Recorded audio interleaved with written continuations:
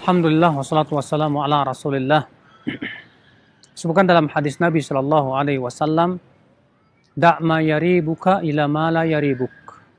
Tinggalkan yang meragukan kamu kepada perkara yang tidak meragukan kamu. Hadis ini hasan dari At-Tirmidzi. Hadis ini saudaraku sekalian, ikhwatul iman, azani Allah wa iyyakum, memberikan kepada kita sebuah kaidah yang agung dalam agama. Bahwa segala sesuatu yang meragukan wajib kita tinggalkan. Baik dalam masalah akidah, dalam masalah ibadah, dalam masalah muamalah, dalam masalah akhlak, dan dalam berbagai macam masalah-masalah. Ya, bahkan dalam urusan dunia. Semua yang sifatnya meragukan harus tinggalkan. Kewajiban kita adalah mengambil sesuatu yang tidak ragu, yaitu yang yakin atau dugaan yang kuat.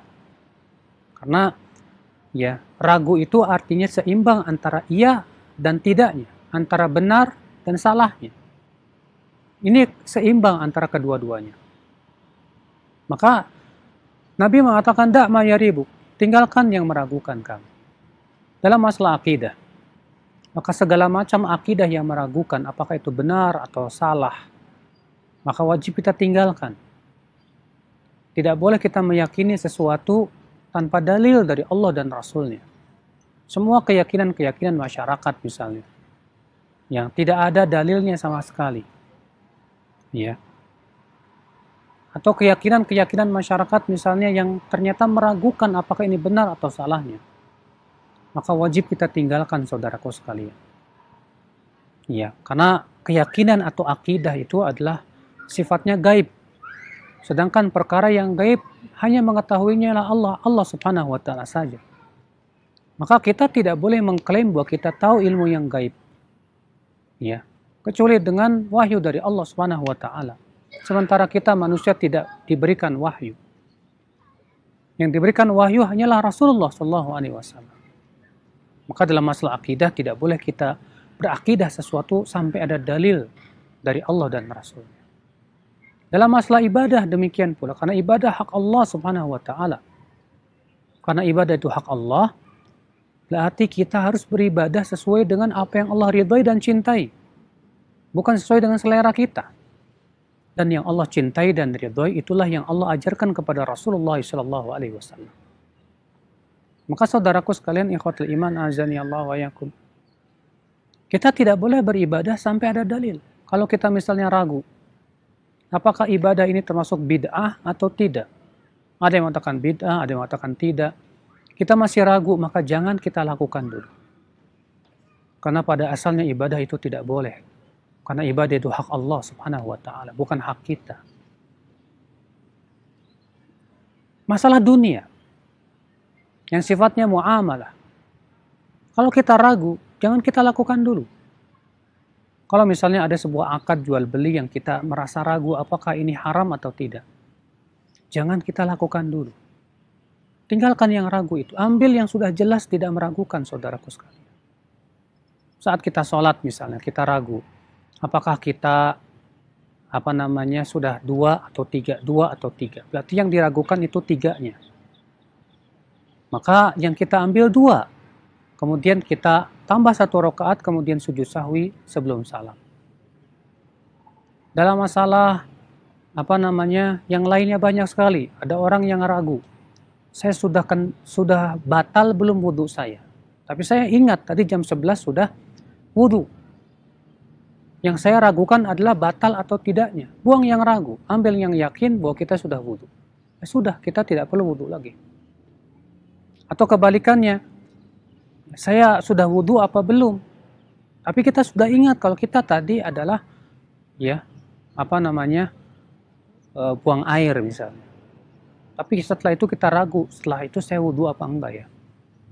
Maka buang yang ragu kita yang yakin kita sudah batal. Maka wajib kita wudhu. Akhul Islam, azani Allah wa iyyakum. Demikian pula dalam berbagai masalah. Yang hendaknya kita ambil adalah perkara yang tidak meragukan. Ada makanan yang diragukan ini halal apa haram. Orang katanya mengandung gelatin babi. Ada yang mengatakan tidak. ya jangan kita makan dulu. Ya, itu mimbab wara. Walaupun kita tidak berani mengharamkan terlebih dahulu. Jangan kita haramkan dulu, tapi juga jangan kita makan dulu. Karena ini meragukan. Masih banyak yang sudah yakin itu halal, kita bisa makan. Maka saudaraku sekalian, ikhwatul Islam, azani Allah wa yakum. Maka semua yang meragukan dalam Islam, itu harus kita tinggalkan. Ini menunjukkan bahwa Islam itu bukan agama yang dibangun di atas keraguan. Tidak seperti halnya agama-agama nenek moyang, keyakinan nenek moyang.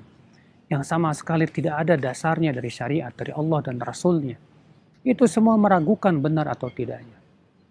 Ya. Makanya dalam hadis saja, hadis yang dhaif itu meragukan, saudaraku. Karena perawi yang meriwayatkannya dhaif. Ya, seperti misalnya buruk hafalannya. Kata Ibnu Hajar, buruk hafalan itu adalah periwayatan perawi yang masih seimbang antara benar dan salahnya. Berarti meragukan. Maka dari itu pendapat yang sahih, hadis dhaif harus dibuang. Kenapa? Karena itu meragukan. Nabi SAW mengatakan, da'ma yaribuk, tinggalkan yang meragukan. Selama masih ada yang sahih, kita ambil yang sahih. Karena ia tidak meragukan, saudaraku. Akhwal Islam, azani Allah wa yakum. Seorang suami, apabila dia ragu, dia sudah mentalak istrinya 2 atau 3. Kita katakan pada asalnya talak belum ada. Maka ambil 2, buang yang ragu, yang 3 tersebut.